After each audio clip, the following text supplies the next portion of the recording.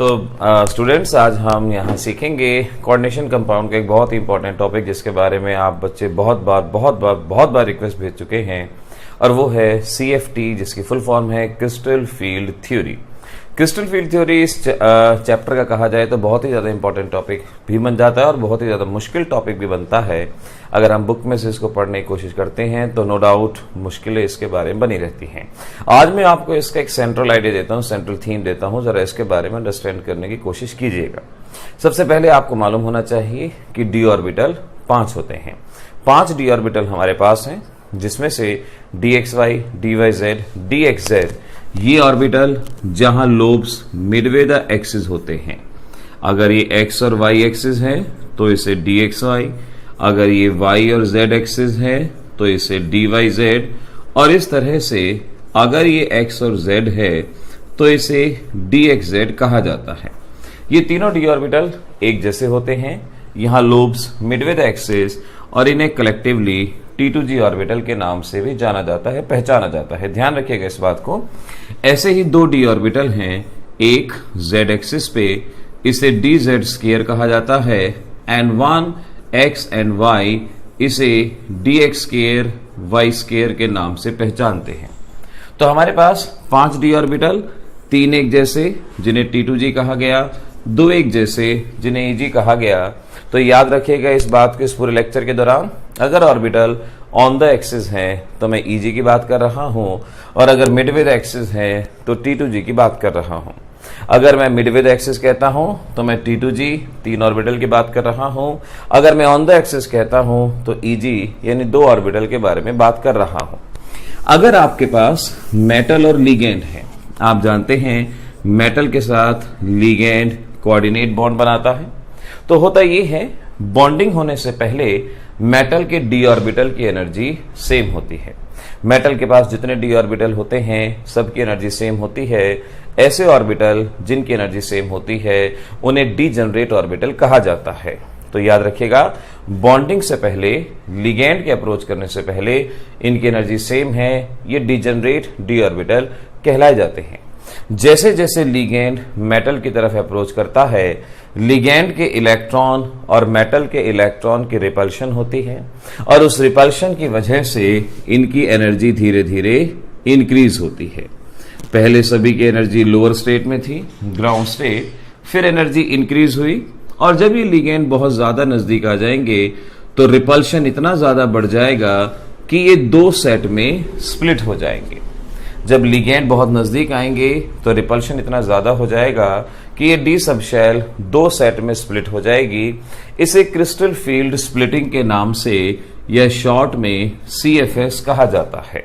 तो crystal field splitting का मतलब हुआ splitting of D orbital into 2 sets, इसे क्रिस्टल फील्ड स्प्लिटिंग कहा जाएगा।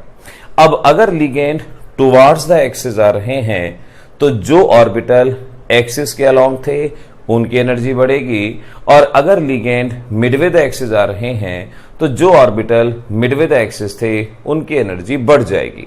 अभी मैंने आपको बताया था टुवार्ड्स द एक्सिस कौन से हैं, मिडवे द एक्सिस कौन से हैं।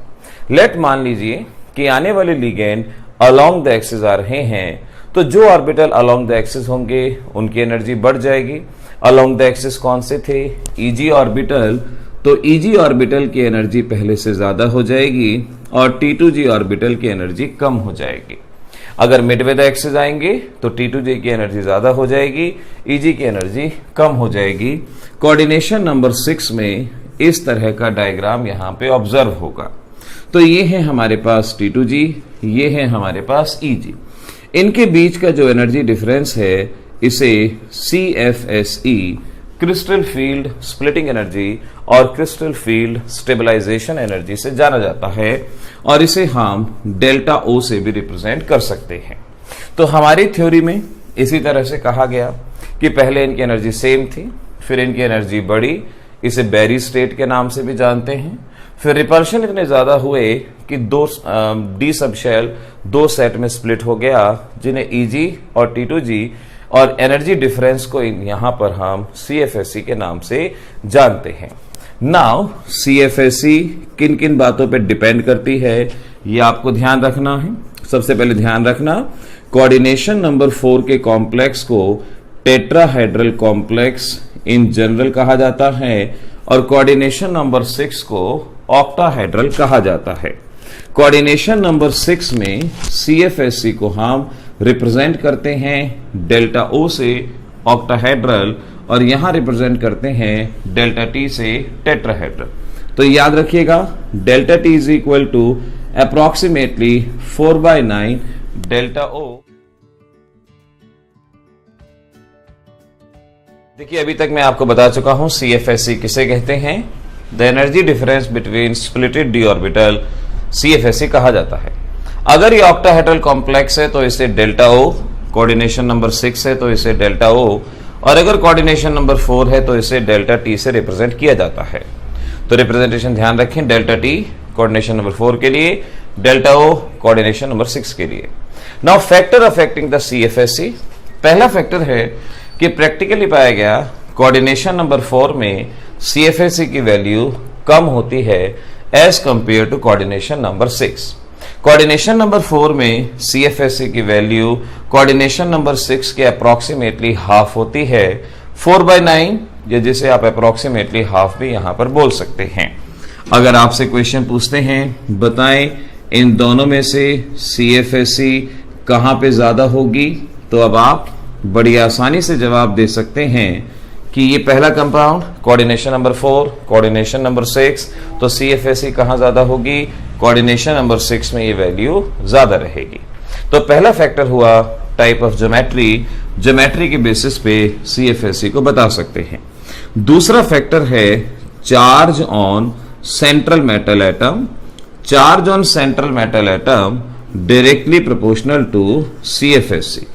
जितना सेंट्रल मेटल पे चार्ज होगा जितनी ऑक्सीडेशन नंबर ज्यादा होगा।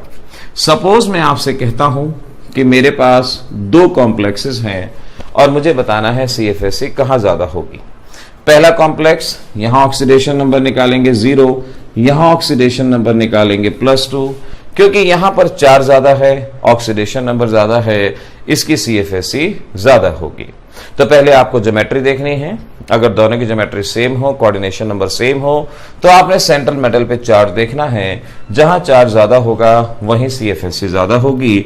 और लास्ट फैक्टर है लिगेंड स्ट्रेंथ, जितना स्ट्रॉन्ग लिगेंड होगा उतनी CFSC ज्यादा होगी, जितना स्ट्रॉन्ग लिगेंड होगा उतनी CFSC ज्यादा होगी।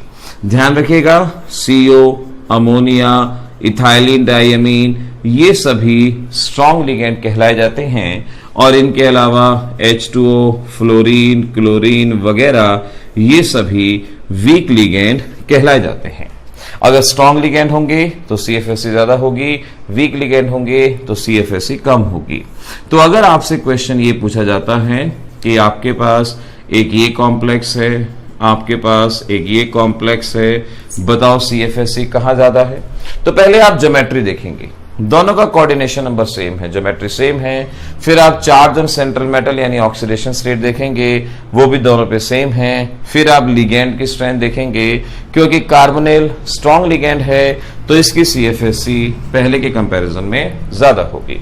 तो इस तरह से बच्चों CFT के बेसिस पे आपने डायग्राम याद रखना है, आपने factor affecting crystal field energy, crystal field splitting energy, इनको याद करना है। एक छोटी सी बात और बता दूं लास्ट में, कॉन्फ़िगरेशन कैसे लिखेंगे। सपोज आपके पास D में एक इलेक्ट्रॉन है, अगर D में एक इलेक्ट्रॉन है तो ये इलेक्ट्रॉन यहां जाएगा, कॉन्फ़िगरेशन T2G1 Eg0 ये रहेगा। अगर D में 2 इलेक्ट्रॉन हैं तो आपके पास ये रहेगा D2 का T2G2 Eg0 ये कॉन्फ़िगरेशन रहेगा।